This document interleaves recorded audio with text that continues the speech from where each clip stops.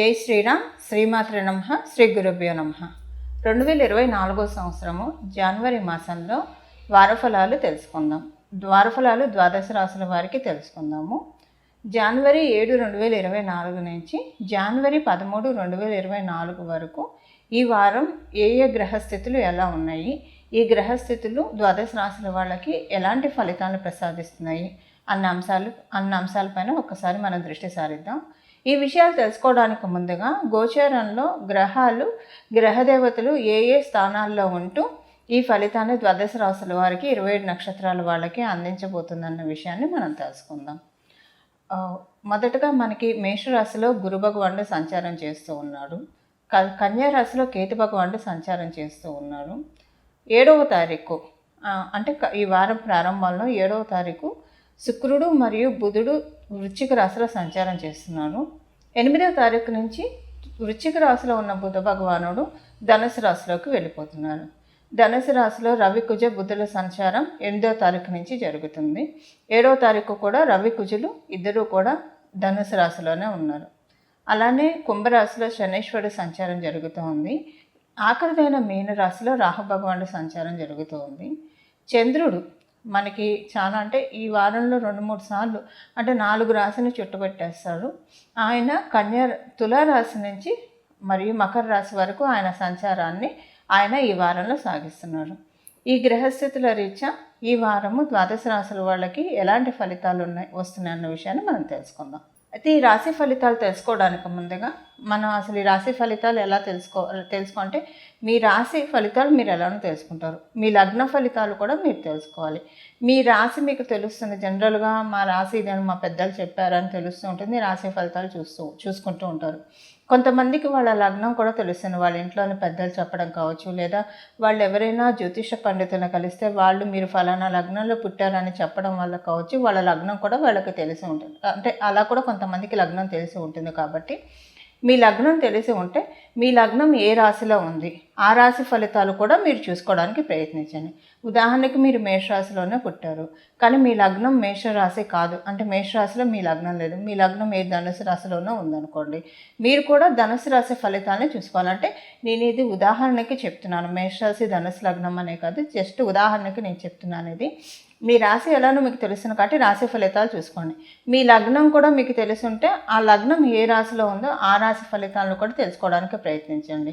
ఇదంతా కన్ఫ్యూజింగ్గా ఉందంటే మీ రాశి ఏదో ఆ రాశి ఫలితాలను చూసుకోవడానికి ప్రయత్నించండి. లగ్నం తెలిసిన వాళ్ళు మటుకు ఆ రాశి ఫలితాలను కూడా ఫాలో అవ్వడానికి ప్రయత్నించండి. మొదటగా మేషరాశి మేష లగ్నంలో పుట్టిన వారికి ఈ వారం యొక్క వారఫలాలు ఎలా ఉన్నాయన్న అంశాన్ని మనం తెలుసుకుందాం. మీ రాష్ట్రాధిపతి అయిన కుజ భగవానుడు మీ రాశికి భాగ్యస్థానం శ్రీలక్ష్మి స్థానమైన ధనుసు రాశిలో సంచారం చేస్తూ ఉన్నారు. అంటే మీకు ఈ మాసంలో శ్రీలక్ష్మి అమ్మవారి కృపా కటాక్షాలు చాలా అమోఘంగా ఉన్నాయని తెలుసుకోవాలి. శ్రీలక్ష్మి అమ్మవారి కృపా కటాక్షాలు అంటే అమ్మవారు మెటీరియల్ వెల్త్ రూపంలో ఉంటుంది, అలౌకికమైన సంపద రూపంలో కూడా ఉంటుంది, రకరకాలుగా అమ్మవారు బాసిల్లుతూ ఉంటుంది. అంటే మీకు అందరితోటి మంచి రిలేషన్ ఉండటం ఒక సౌభాగ్యం, డబ్బులు అంటే ప్రతి పూట ప్రశాంతమైన ఆరోగ్యాన్ని అనుభవించడం ఒక సౌభాగ్యం. ఇలా లక్ష్మీ అమ్మవారు రకరకాలుగా మనకి ఏ విషయంలో అయినా ఆనందంగా ఉన్నామంటే మనకి జీవితంలో అది అక్కడ లక్ష్మీ అమ్మవారి కటాక్షం ఉందని మనకు అర్థం.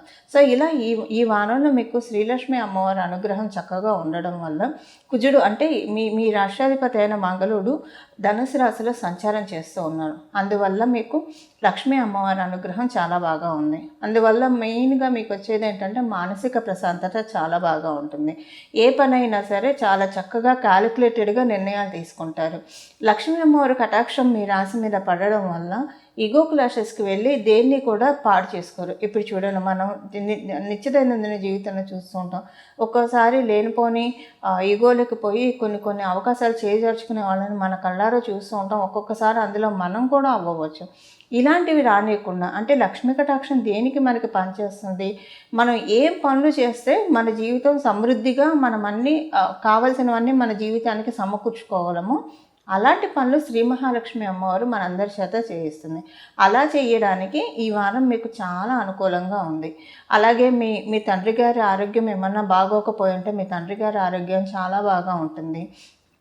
మీకు మీ సిబ్లింగ్స్ తోటి, ఎస్పెషల్లీ మీకు కనుక యంగర్ సిబ్లింగ్స్ ఉంటాయి, తమ్ముళ్ళు చెల్లెళ్ళు ఉంటే కనుక వాళ్ళతోటి మంచి అనుకూలమైన సంబంధం, సత్సంబంధం ఉంటుంది.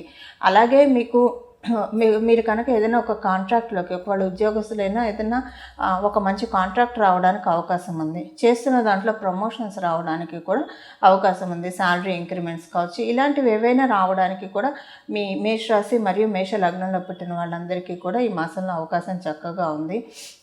అలాగే ఫోన్ ద్వారా ఒక మంచి శుభవార్త వినొచ్చు, లేదా మీకు జీవితానికి సంబంధించిన శుభవార్త మీరు చాలామందికి ఫోన్లలో షేర్ చేసే అవకాశం కూడా, అంటే ఇప్పుడు మనకి ఏదైనా ఒక మంచి జరిగితే మన ఆత్మీయులు కావచ్చు, మనకు బాగా కావాల్సిన వాళ్ళకి మనం ఫోన్ ద్వారా ఆనందంగా అంటే అందరినీ 24 మనం కలవడానికి అవకాశం ఉండకపోవచ్చు.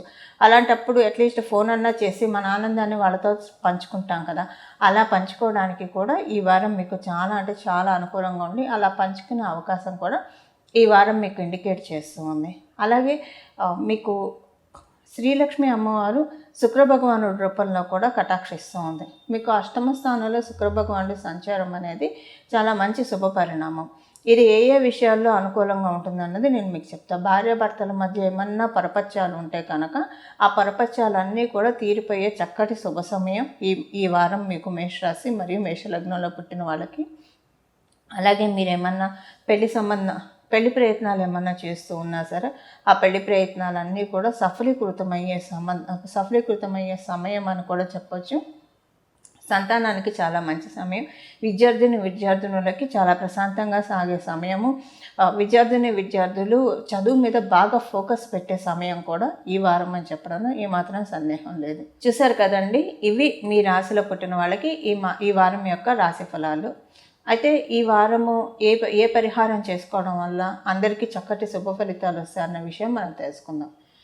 ఈ వారం మీకు నవమ స్థానంలో రవి బుధ కుజులు మనందరికీ కూడా, అంటే ద్వాదశ రాశుల వాళ్ళకి కూడా రవి బుధ కుజులు ఒకటే రాశిలో ధనుసు రాశిలో సంచారం చేస్తూ ఉన్నారు. ఇప్పుడు మనం ధనుర్మాసంలో కూడా ఉన్నాము. సూర్యనారాయణమూర్తి ధనుసు రాశిలో సంచారం చేసిన నన్నాళ్ళు కూడా ధనుర్మాసంగా వ్యవహరిస్తూ ఉంటాము.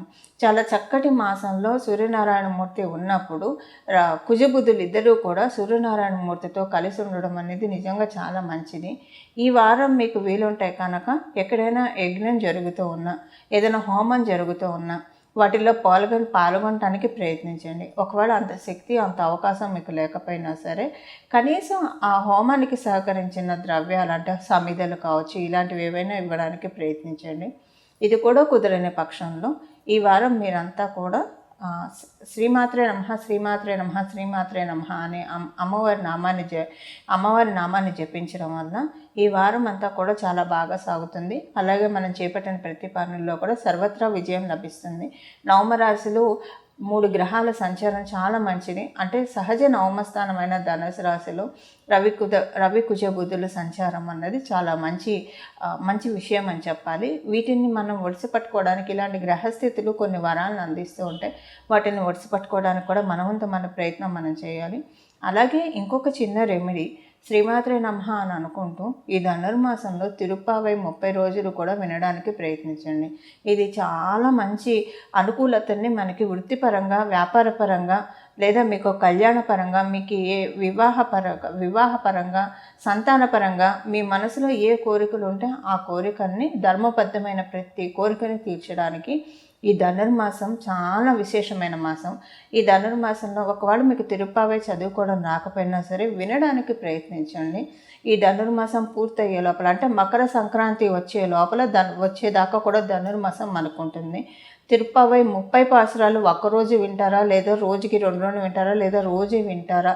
ఆల్రెడీ వింటున్న వాళ్ళు అయితే మంచిది, వినని వాళ్ళు కూడా వినడానికి ప్రయత్నించండి. చాలా చక్కటి శుభ ఫలితాలు మీరు వచ్చే సంవత్సరం లోపల, అంటే ఇది ఈ వారానికి ఇప్పుడు మీరు చేస్తున్నా సరే ఈ ధనుర్మాసంలో, ఇది ఈ వారానికో ఈ నెలకో కాదండి, దీని ఫలితాలు మీకు వచ్చే సంవత్సరం లోపల ఖచ్చితంగా చూస్తారు. ఆ తర్వాత తదుపరి సంవత్సరం ధనుర్మాసం ఎప్పుడు వస్తుందా, ఎప్పుడు విందామా అని మీరే ఆతృతతో ఖచ్చితంగా ఎదురు చూసే తీరుతారు.